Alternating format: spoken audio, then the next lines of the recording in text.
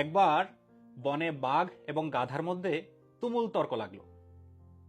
তর্কের বিষয়বস্তু হচ্ছে, গাধা বলছে ঘাসের রং নীল, বাঘ বলছে ঘাসের রং সবুজ।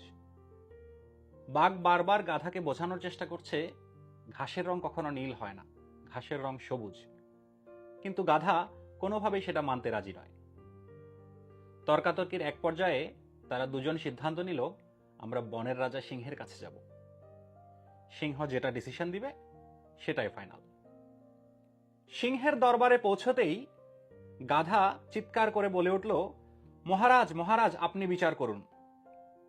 এই বাঘ বলছে ঘাসের রং সবুজ, কিন্তু আমি তো জানি ঘাসের রং নীল, আপনি বলুন কোনটা সঠিক। তখন সিংহ ধীরস্থিরভাবে বলল, তুমিই সঠিক, ঘাসের রং নীল।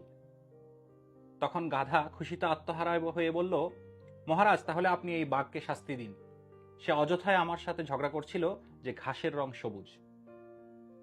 তখন সিংহ বললেন, বাঘের শাস্তি হচ্ছে আগামী 5 বছর সে জঙ্গলে কোনো গর্জন করতে পারবে না।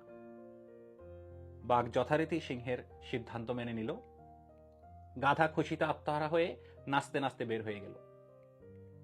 তারপর কিছুক্ষণ পরে বাঘ সিংহকে জিজ্ঞেস করল, মহারাজ, আপনি তো জানেন ঘাসের রং সবুজ, তাহলে আপনি কেন শুধু শুধু আমাকে শাস্তি দিলেন? তখন সিংহ বলল,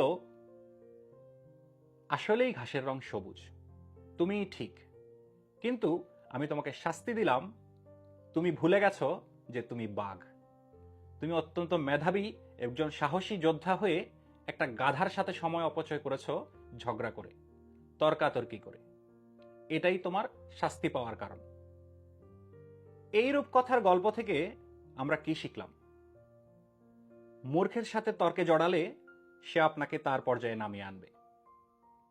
মূর্খের কাছে সত্যটা প্রাধান্য দেয় না, তার কাছে প্রাধান্য পায় তার জয়।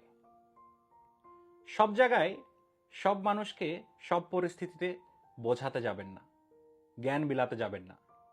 জ্ঞান শুধুমাত্র সেখানেই বিলানো উচিত যাদের মধ্যে গ্রহণ করার ক্ষমতা আছে।